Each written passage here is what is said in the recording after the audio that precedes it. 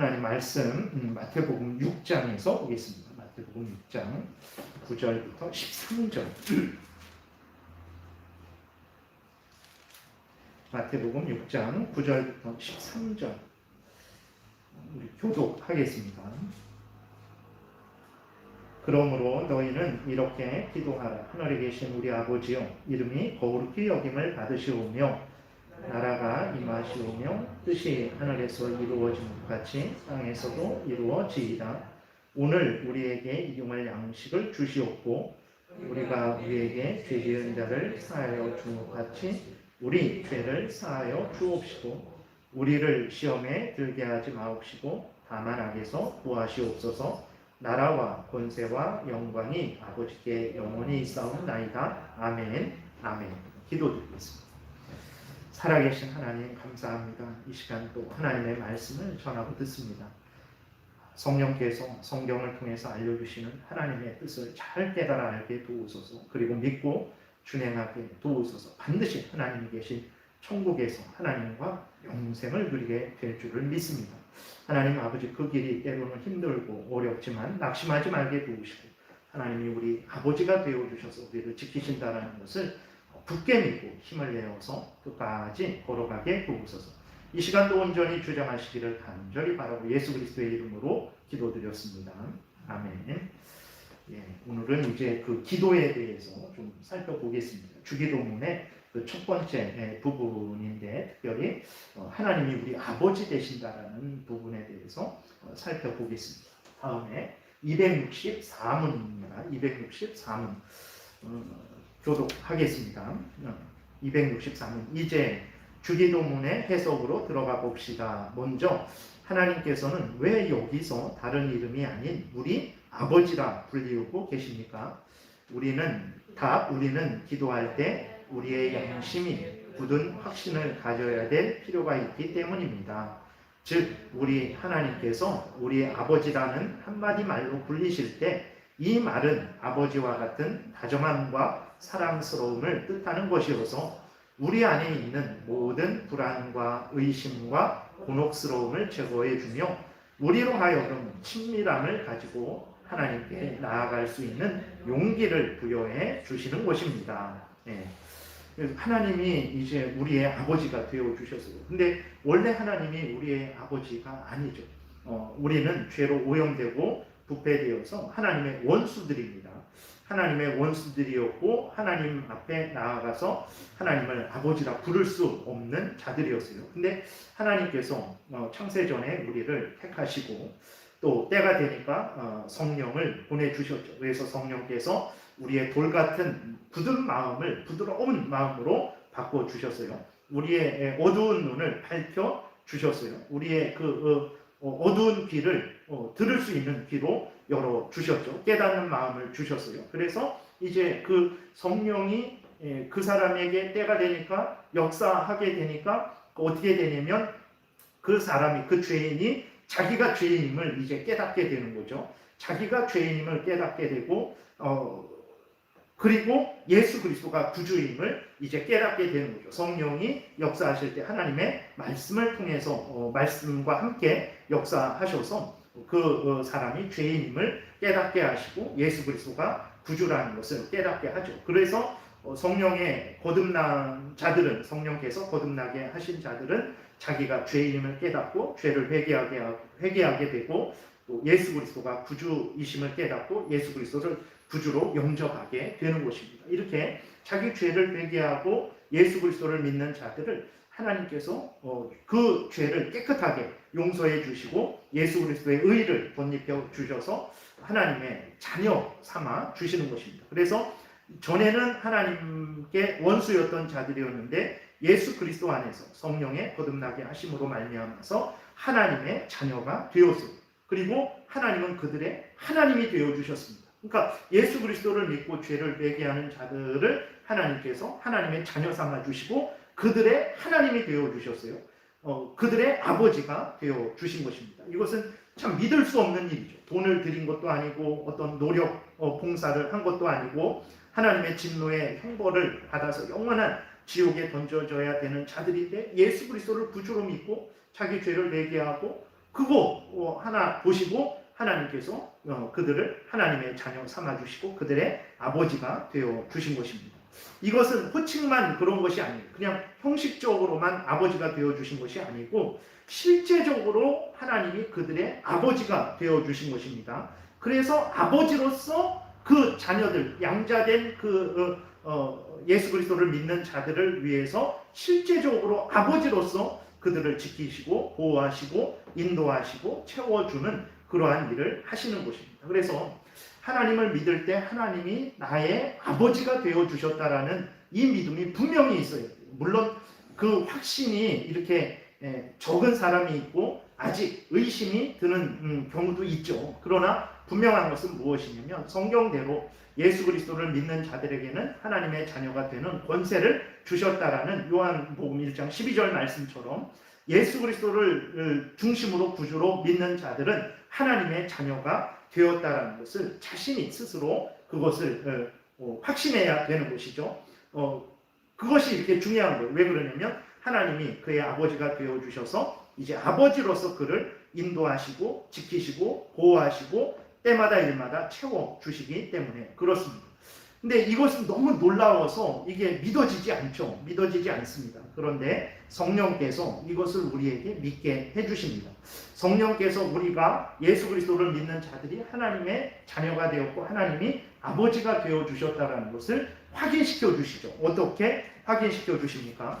하나님을 아버지라 부르도록 우리에게 역사를 하시는 거예요. 그래서 하나님을 진정 아버지로서, 그 아버지라는 것이 형식적인 그냥 거짓된 그냥 아버지 뭐 이러는 게 아니라 정말 나를 죄에서 구원하여 주신 분, 나를 악한 사탄 마귀의 종로를 타는 데서 구원하여 주신 분, 나를 영원한 지옥불에서 건져 주신 분, 그리고 나의 실제적인 아버지가 되어 주셔서 나에게 때마다 일마다 지키시고 보호하시고 채워주시고 나를 영원한 천국으로 인도하시고 영원한 천국에서 나와 함께 영생을 누리시는 그 하나님 아버지로 이렇게 고백하는 것은 인간이 할 수 없습니다. 거짓으로 할 수는 있지만 진심으로 그러한 하나님이 그러한 아버지 하나님이 되신다고는 그렇게 고백을 할 수 없는 거예요. 왜 그러냐면 인간은 죄로 오염되고 부패되었기 때문에 하나님을 알지도 못하고, 두 번째로는 죄로 오염되고 부패된 인간들은 하나님의 원수입니다. 그래서 하나님을 두려워해요. 그래서 하나님을 친근하게 아버지 하나님이라고 부르지 못해요. 그 다음에 세 번째로는 하나님이 그 죄인들에 대해서 형벌하신다고 하시기 때문에 이 죄인들은 하나님을 싫어합니다. 그렇기 때문에 거짓으로 뭐 돈 1,000,000원 줄게 아버지라고 불러봐, 그런 것은 할 수 있겠죠. 그러나 앞에서 말씀드렸던 대로 하나님이 창조주 되시고 하나님이 구원주 되신다, 하나님이 나의 아버지 하나님이 되어주신다라고는 그렇게 진정 믿음으로 고백을 못하죠. 근데 우리들이 정말 내가 부족하고 연약하지만 정말 내가 의심도 들고 참 이것이 어떻게 이럴 수 있을까라는 그러한 생각도 있고, 그래서 정말 내가 믿음이 강하지 못하지만 그래도 하나님이 나의 창조주시다, 하나님이 나를 죄에서 구원하여 주신 구원자 되신다, 하나님이 나를 사탄 마귀로부터 지옥 형벌로부터 구원하여 주신 구원자 되신다, 하나님이 나의 아버지가 되어주셔서 나를 영원토록 지키시고 보호하신다 라는 그러한 진정한 그러한 고백을 한다면, 그 고백이 내가 이런 은혜를 받을 수 있는 자입니까? 나는 참 사실 아직 잘 모르겠습니다. 나는 정말 하나님이 나의 아버지 되어주신다는 것이 때로는 의심이 들기도 합니다 라고 할지라도 그가 진정으로 하나님을 창조주 하나님이요, 예수 그리스도 안에서 자기를 죄의 형벌로부터 사탄 마귀로부터 구원해 주시는 구원주 하나님이라고 그렇게 그가 고백을 한다면 그것은 인간적으로 되어지는 것이 아니라 성령에 의해서 그렇게 되어진다는 것을 우리가 기억을 해야 되는 것입니다. 그래서 그 다음 넘겨보세요. 로마서 8장에 보게 되면 이렇게 기록되어 있어요. 무릇 하나님의 영으로 인도함을 받는 사람은 곧 하나님의 아들이라.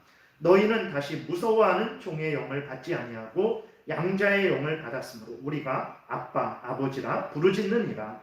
성령이 친히 우리의 영과 더불어 우리가 하나님의 자녀인 것을 증언하시나니 자녀이면 또한 상속자 곧 하나님의 상속자요 그리스도와 함께 한 상속자니라고 이렇게 말씀을 하고 있는 것입니다. 우리가 정말 이렇게 하나님을 부족하고 연약해도 정말 나의 아버지가 되어주신다. 나의 창조주요, 나의 구원주가 되어주신다라고 그렇게 고백하는 것은 인간이 할 수 없는 일이에요. 거짓으로는 할 수 있지만 진심으로 그렇게 하나님이 나의 창조주요, 나의 구원주 되신다라고 고백하는 것은 인간이 할 수 없는 일이고, 그럼 누가 하는 일이냐? 성령께서 역사하셔서 거듭나게 하셔서 이러한 믿음을 갖게 하시고 고백을 하게 하신다는 것을 우리가 기억을 해야 되는 거예요. 갈라디아서 4장에서도 보게 되면 하나님을 아버지라고 부르는 일은 그것은 성령의 일임을 또 기록하고 있죠.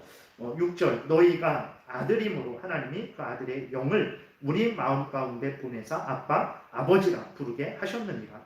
그러므로 내가 이후로는 종이 아니요 아들이니 아들이면 하나님으로 말미암아 유업을 받을 자니라. 이렇게 기록이 되어 있어요. 그래서 우리가 하나님을 아버지다라고, 우리 하나님이 예수 그리스도 안에서 우리의 구원주가 되셨다, 우리의 아버지가 되어주셨다라고 고백하는 것은 정말 성령의 역사하심이라는 것을 우리가 기억해야 됩니다. 그러면 왜 하나님을 아버지다 그렇게 부르는 것이 그렇게 중요하냐 그랬을 때에 왜 중요합니까? 하나님 앞에서 말씀드린 대로 하나님이 아버지가 되어주셔서 우리를 지키시고 보호하시고 인도하시고 때마다 일마다 채워주시기 때문에 그래요. 그래서 우리가 기도할 때에 하나님이 만일 우리의 아버지라는 믿음을 갖고 기도하지 못한다면 우리는 늘 의심하고 불신하고 불안해하고 두려워하는 그러한 기도를 할 수밖에 없는 것이죠. 하나님이 우리의 아버지가 되어주셨다라는 그 믿음을 분명하게 가질 때 우리는 하나님께 기도를 할 수 있는 것이고, 또 기도를 하고 그 기도에 대한 응답이 있을 것임을 굳게 믿고 소망 중에 기도할 수 있게 되는 것입니다. 그래서 하나님이 우리 아버지라는 것을 분명하게 믿는 것은 모든 신앙의 출발점이라는 것을 기억해야 됩니다. 261문을 보게 되면, 그러면 우리는 어린 아이가 그의 아버지에게 나아가듯 감히 친밀한 마음으로 하나님께 나아갈 수 있다는 말입니까? 다 그렇습니다. 우리는 이것으로 우리가 구하는 것을 반드시 얻으리라는 큰 확신을 가지고 나아가게 되는 것입니다. 왜냐하면 악한 우리도 자녀들이 빵과 고기를 우리에게 구할 때 이를 거절할 수 없다면 선하실 뿐만 아니라 온갖 모든 좋은 것의 근원이신 하나님께서는 당신의 자녀들의 간구를 더더욱 거절하지 않으실 것이기 때문입니다. 그렇죠. 하나님의 아버지라는 것을 믿고 기도하는 사람과 하나님의 아버지가 되셨다라는 것을 의심하고 기도하는 그러한 사람과의 차이는 천지 차이가 된다는 것을 기억해야 됩니다. 하나님이 우리의 아버지 되신다는 것은 하나님이 우리를 자녀로서 사랑하시고 아끼시고 귀히 여기신다는 것을 의미하는 거예요. 고슴도치도 자기 새끼를 예뻐한다고 하잖아요.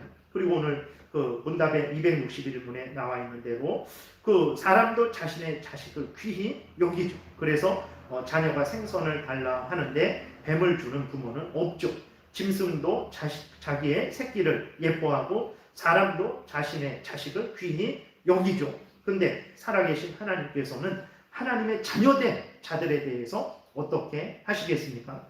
하나님께서는 하나님의 자녀된 자들을 사랑하시고 또 그들의 기도에 귀를 기울이시고 응답해 주시는 하나님이라는 것을 우리가 분명하게 믿어야 되는 것입니다. 그래서 하나님은 하나님의 자녀들의 기도를 귀 기울여 들으시고 그들에게 가장 좋은 것으로 채워주시는 하나님 아버지라는 것을 우리가 늘 기억해야 됩니다. 그래서 예수 그리스도께서 너희는 기도할 때에 누구에게 기도하라 그랬습니까? 하나님께 기도하라고 했어요. 근데 그 하나님이 어떤 분이냐? 어떤 하나님이냐?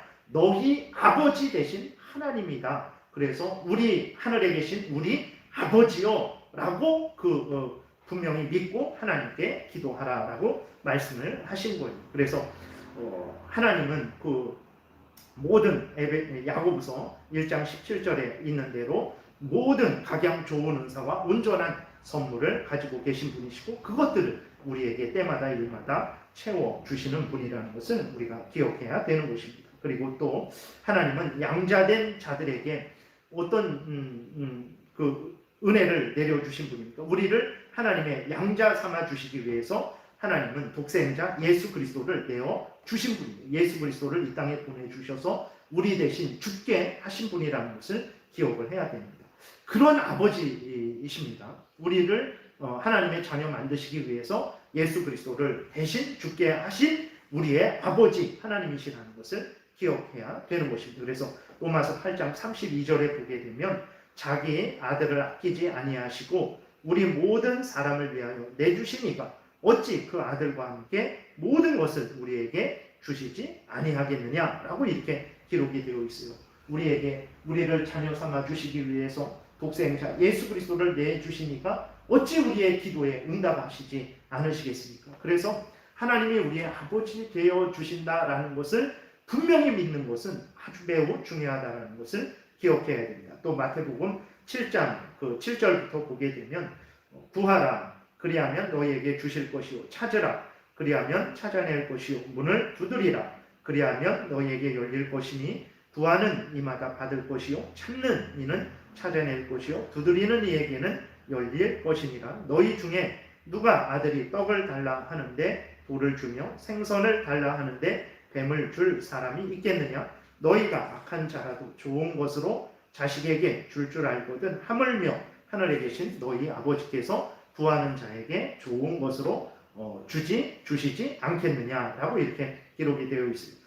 하나님이 우리의 아버지 되시기에 우리가 믿음으로 기도하면 아버지 되신 하나님께서 우리에게 좋은 것으로 가장 좋은 것으로 채워주신다는 것을 우리가 알 수 있는 것이죠. 262문을 보겠습니다. 우리 아버지라는 명칭으로부터 기도는 오직 예수 그리스도의 중보의 기초를 두어야 한다는 것을 분명히 증거할 수 있습니까? 답 있습니다. 하나님께서는 우리가 예수 그리스도의 지체인 한에서만 당신의 자녀들이라고 인정하시기 때문입니다. 무슨 얘기냐면 하나님이 우리 아버지시잖아요. 그러면 하나님이 우리의 아버지 되어주신 것은 오직 예수 그리스도를 통해서만 우리의 아버지가 되어줍니다. 교황을 통해서 하나님이 우리 아버지가 되어주는 게 아니고 목사를 통해서 하나님이 우리 아버지가 되어주는 게 아니죠. 오직 예수 그리스도를 통해서만 예수 그리스도 안에서만 우리의 아버지가 되어주시는 거예요. 그래서 하나님이 우리의 아버지라고 우리가 부를 수 있는 것은 오직 예수 그리스도의 중보에 의해서만 되어지는 것입니다. 그렇기 때문에 예수 그리스도가 유일하신 우리의 중보자신데 그 중간에 다른 성모 마리아나 아니면 성인들이나 아니면 교황이나 아니면 다른 인간들이 그 중간에 끼어서는 안 된다는 것을 우리가 아주 명심해야 됩니다. 하나님이 우리의 아버지가 되어주신 것은 오직 예수 그리스도 안에서만 예수 그리스도에 의해서만 되어진다는 것을 기억해야 됩니다. 그래서 하나님이 우리의 아버지 되어주셔서 아버지 되신 하나님의 은혜를 받아 누리고자 한다면 반드시 예수 그리스도를 믿고 의지하는 그러한 예수 그리스도만을 믿고 의지하는 그러한 신앙생활을 해야 되는 거예요. 263문 왜 당신은 하나님을 나의 아버지라고 부르지 않고 일반적으로 우리 아버지라고 부릅니까? 답. 성도 각자는 하나님을 개인적으로 자기 자신의 하나님이라 부를 수 있습니다. 그러나 예수 그리스도께서는 이 기도의 모범을 통해서 우리에게 공동적으로 기도하는 것을 가르쳐 주신 것입니다. 그것은 우리는 기도하면서 이웃에 대하여 사랑을 실천할 것과 또 자기의 일만을 걱정해서는 안 된다는 것을 가르치기 위함이었던 것입니다. 네, 그렇죠. 첫 번째로 믿음은 내 개인이 믿는 것입니다. 부모가 믿는다고 해서 오전에 그 언약의 근거에서 이제 하나님의 자녀가 된다라는 것을 말씀을 드렸지만 그렇지만 그 자녀가 또 어느 정도 때가 되어서 자기의 믿음을 고백해야 되는 거예요. 그 자녀가 성인이 되어서 나는 하나님 안 믿는다. 나는 예수 그리스도 안 믿는다. 나는 예수 그리스도가 구주라는 것을 안 믿겠다. 못 믿겠다. 라고 하면은 그는 하나님의 자녀가 될 수 없는 것이죠. 그러니까 믿음은 이제 개인이 믿는 거예요. 그래서 우리의 자녀들도 어느 정도 때가 되면 하나님의 자녀로, 그 전까지는 계속 인정을 받죠. 그리고 어느 정도 때가 되면 자기의 믿음을 고백을 해야 되는 거예요. 그 자기의 믿음을 고백하지 않는다면 우리는 하나님의 자녀로서 인정을 할 수 없는 거죠. 그러나 자기의 그 불신앙을 그렇게 고백하기 전까지는 하나님의 자녀로 인정을 받는 것입니다. 그래서 정리하면 모든 개인들은 하나님을 개인적으로 믿는 거예요. 하나님을 개인적으로 믿는데 그래서 하나님을 나의 하나님이라 부를 수 있습니다. 자기 자신의 하나님이라 부를 수 있는 거예요. 근데 그 예수 그리스도를 믿은 이후부터는 어떻게 되는 거냐면 내가 하나님의 다른 모든 택한 백성들 중에 한 백성으로서 속하게 된다는 것을 기억해야 됩니다. 과거, 현재, 미래에 하나님의 모든 택한 백성들이 있을 거 아니에요. 이게 이제 보편교회, 보이지 않는 교회라고 이렇게 말을 해요. 과거, 현재, 미래에 모든 하나님의 택한 백성들 전체가 있는데 내가 믿음을 통해서 이 전체 교회에 소속되게 된다는 것을 우리가 기억을 해야 되는 것입니다. 그래서 내가 개인적으로 믿지만 믿은 이후로는 나는 개인이 아니에요.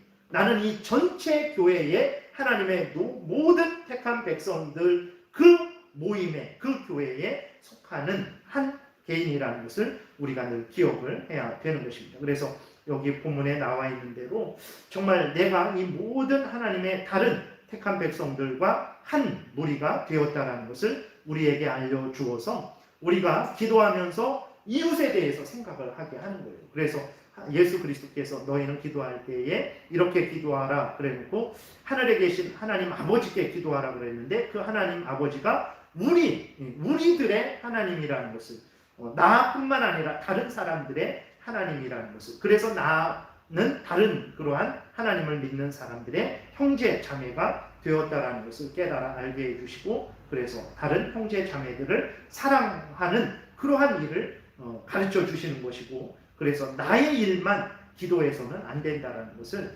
이렇게 가르쳐 주시는 것이다 라고 말씀을 하고 있습니다. 그래서 우리들이 항상 기도할 때에 정말 한 형제, 예수 그리스도 안에서 한 형제 자매된 자들을 생각해야 되고 그들을 위해서도 늘 기도를 해야 되는 것입니다. 263문 보겠습니다. 하늘에 계신 이라는 말은 무슨 뜻입니까? 답.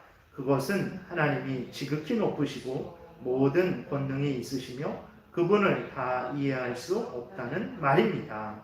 로마서 11장 33절에 보게 되면 깊도다 하나님의 지혜와 지식의 풍성함이요 그의 판단은 헤아리지 못할 것이며 그의 길은 찾지 못할 것이로다. 누가 주의 마음을 알았느냐? 누가 그의 모사가 되었느냐? 누가 주께 먼저 드려서 갚으심을 받겠느냐? 이는 만물이 주에게서 나오고 주로 말미암고 주에게로 돌아갑니다. 그에게 영광이 세세에 있을지어다. 아멘. 이렇게 기록이 되어 있는데 하나님은 이런 분이라는 것을 기억해야 됩니다. 그래서 하나님을 너무 가볍게 인간적으로 이 땅에 있는 내 옆에 그냥 살고 있는 한 다른 인간과 같이 생각해서는 안 되고 하나님은 하늘에 계신 분, 우리는 땅에 있는 존재.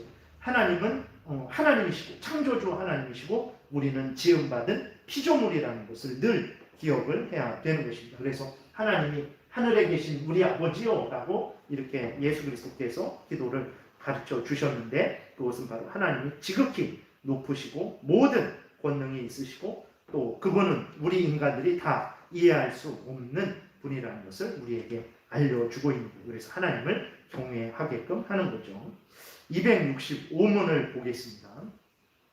어째서 이런 표현이 필요한 것입니까? 답. 우리가 하나님께 기도드릴 때 우리의 생각을 하늘로 들어 올리는 것을 배움으로써 그분을 육적이거나 지성적인 것으로 상상하지 아니하고 또 그분을 우리의 뜻에 종속시키지 아니하고 오히려 겸손하게 그분의 영광스러운 위엄을 경배하기 위해서입니다. 또한 우리가 하나님께 대해 보다 분명한 신뢰를 갖기 위해서입니다. 왜냐하면 하나님께서는 하늘에 계신 만물의 통치자이시며 주님이 되시기 때문입니다.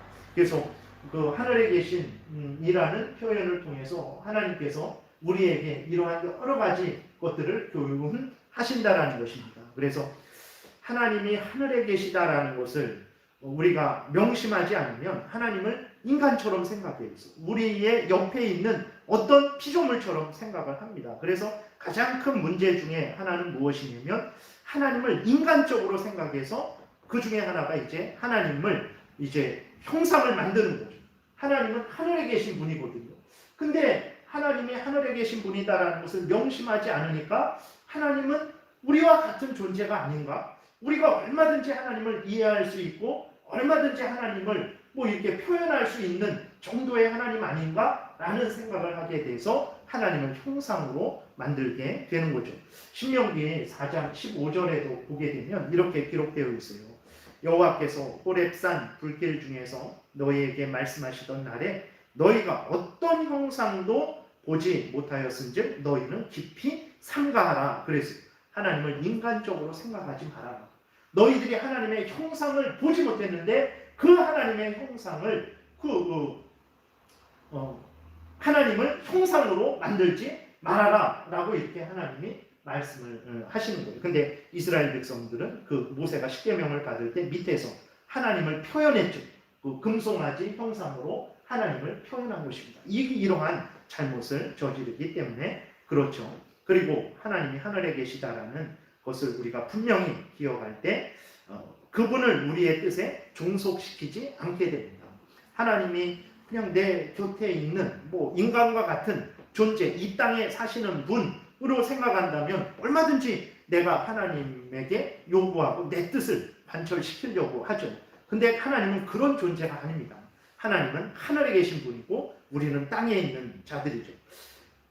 하나님이 우리의 종이 되는 게 아니고 우리가 하나님의 종이 된다는 것을 이것을 잊지 말아야 됩니다. 그래서 이것이 가장 힘들고 어렵죠. 인간이 인생의 본분이 무엇이냐 그랬을 때에 인생의 본분이라는 것이 내 뜻을 펼치는 것이 아니고 내 소원을 성취하는 것이 아니고 하나님을 영화롭게 하고 영원토록 하나님을 즐거워하는 것이다. 그랬을 때 그것은 나의 모든 것을 내려놓고 내가 하나님께 복종하는 것을 말을 하는 거예요.